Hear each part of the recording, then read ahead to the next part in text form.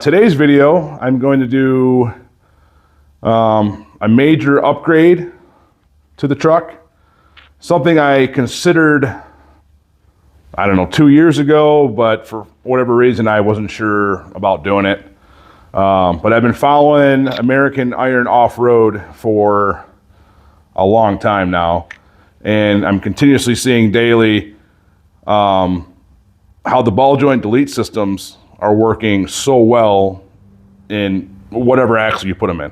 Dana 30, Dana 44, Dana 60s, you name it, they have a kit for them nowadays. And just hearing stories from even the guys that just daily drive, like their tow rigs, their Dodge trucks, the Super Duties, they're putting the deletes in their tow rigs too and just saying, the truck's never steered so good, it's never been so stable, etc., etc.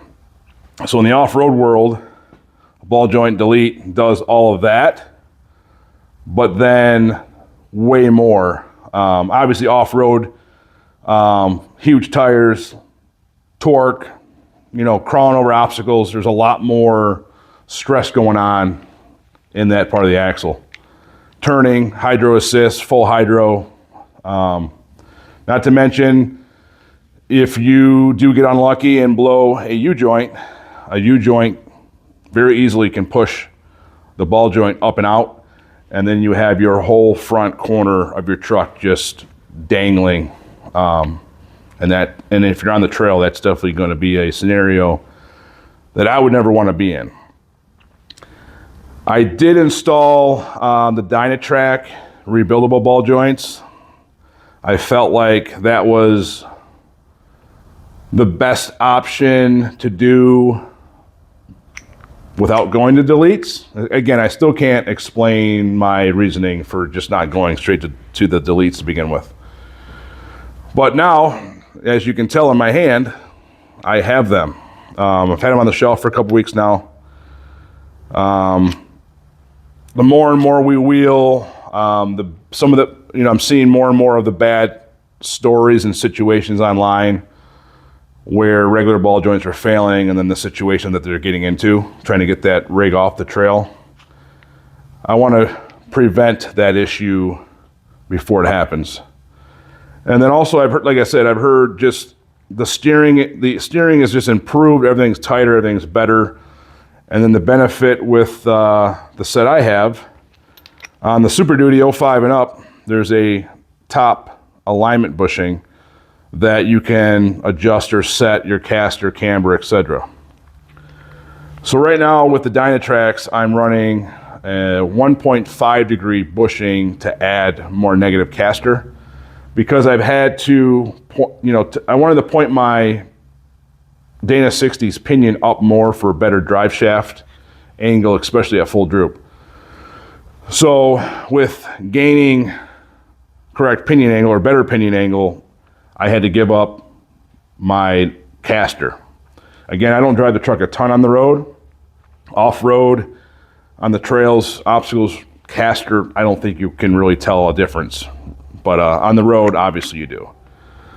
So with this kit here, I opted to get the bushings that I can add up to 3 degrees of caster, negative caster.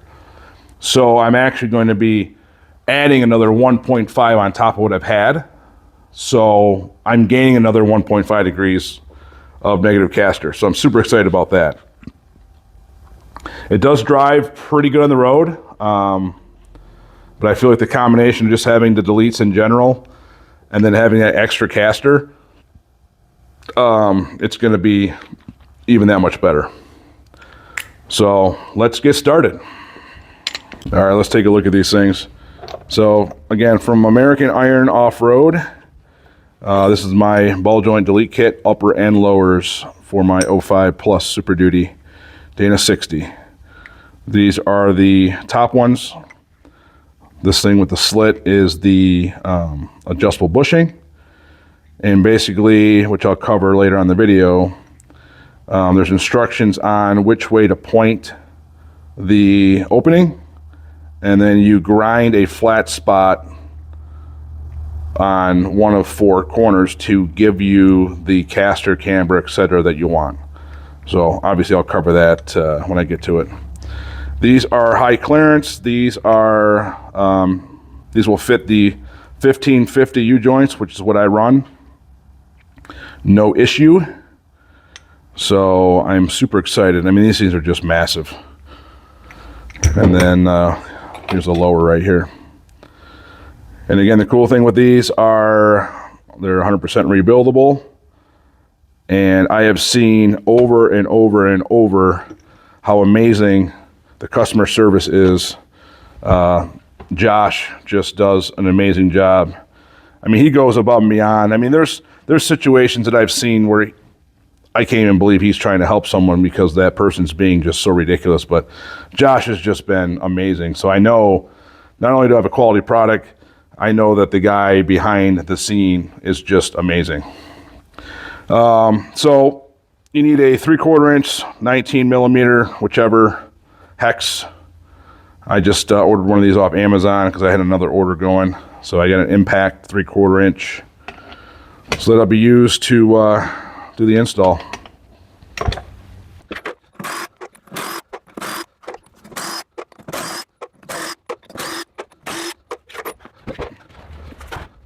All right, well, here we are. I saved you guys the time. There's no point in videoing me tearing down everything. So, movie magic, we are all set.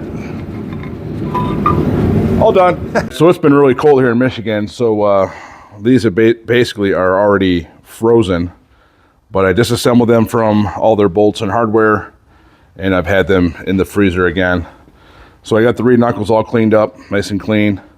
So I got one set out just to kind of look at the direction, orientation, and how they're going to be pressed in.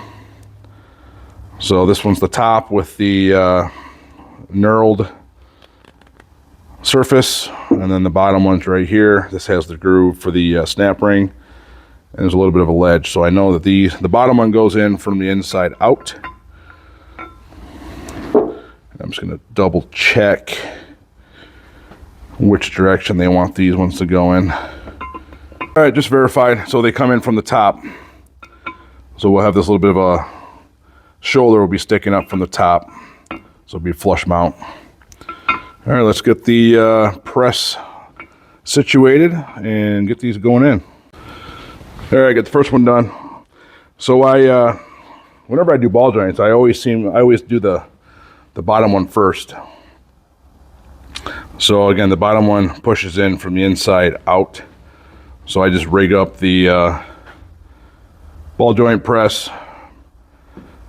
I always like to have the screw end on the side that's actually doing the work. So when you do the bottom first, you can essentially have the screw stick out through that other hole, the top hole, and it just presses in really nice. The top one, definitely a little bit tricky to center. So I actually was able to take a bearing press or a bearing driver tool and kind of tap it in slowly, nice and square. And believe it or not, it was actually fairly easy to tap and press this in all the way, knowing that I was square the whole time. So that worked out really good. So I used the ball joint press on the bottom, and then a bearing driver tool for the top, and it worked out really well. So just to kind of get an idea, the bottom bolt will go through.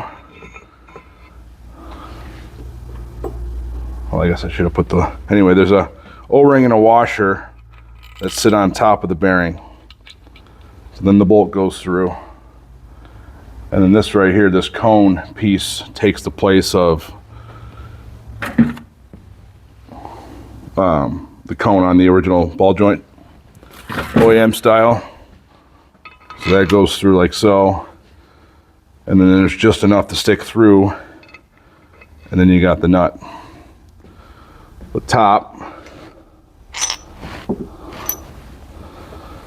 there's a little metal sleeve washer that goes in the bottom first.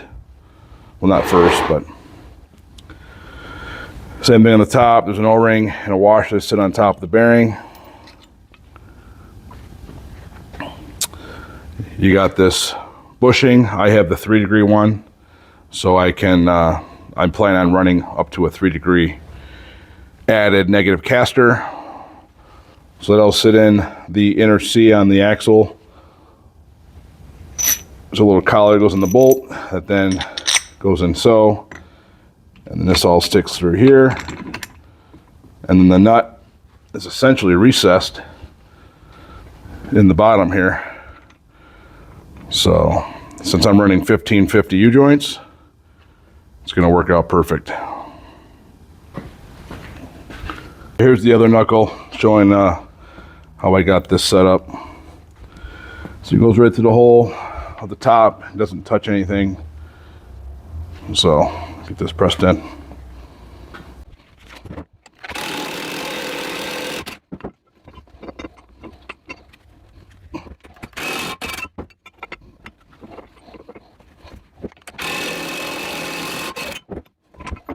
All right, so at this point, obviously all 4 ball joint deletes are pressed in to the knuckles.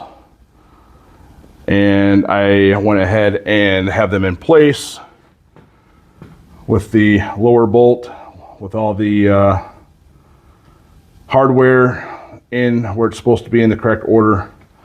Now, all right, so on the 05 Plus Super Duty 1-ton Dana 60s, you have this squared off shoulder.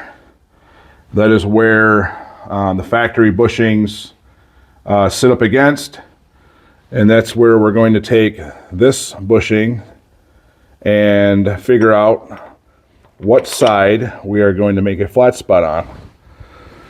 So in the 05 up, you point the slit directly center at that squared off ledge there.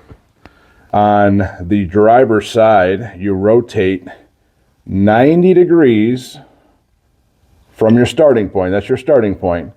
90 degrees clockwise, so pointing straight back. That will give me an added -3 degrees of caster. And then now on the passenger side, same thing. You start off the same way with the slit pointing towards the squared off ledge. And then on the passenger side, 05 Plus Dana 60, for -3 degrees, or an added 3 degrees of caster, we're going to rotate counterclockwise. So the slit will be pointing back. So I'm going to mark it where my flat spots are and get those ground. All right, so I got the passenger one marked and then the driver one marked. So I will grind a little bit off, test fit. I'm going to make sure I can make it as tight of an accurate fit as possible. So I'm just going to take a little off at a time just to get it as perfect as possible. All right, passenger side. Nice and perfect fit.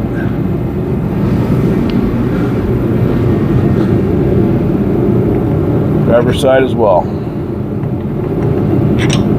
Keys in there perfectly. All right, so everything is assembled. Now I'm going to refer back to the torque specs and get everything torqued down. I mean, that just looks like beef. So cool. All right, so per the instructions, the bottom bolt is 100 foot-pounds and the top is 80. So I would tighten a little bit, rotate it, tighten it, rotate it, probably 4 or 5 times of alternating and swinging the knuckle. So both sides are done, torqued. Got the tie rod back on and just resealed up the diff cover. Yes, this will be painted black. You won't see the blue. All right, so that wraps up the install on my 05 Ford Super Duty Dana 60 with the American Iron off-road ball joint delete system. So relatively easy, nothing to it really. I cannot wait to get it out on the trail and see how it feels. and then on the street with the additional 1.5 degrees of caster. So if you're looking for another video to watch on ball joint deletes, particularly on an older Dana 44 style axle, my buddy Brian Racy at Random Adventures on YouTube will be doing a ball joint delete install on his 76-77 Ford Dana 44 axle. So if you guys are interested in watching that, I will add the link to his video once he posts it in the description. All right, thanks for watching, guys.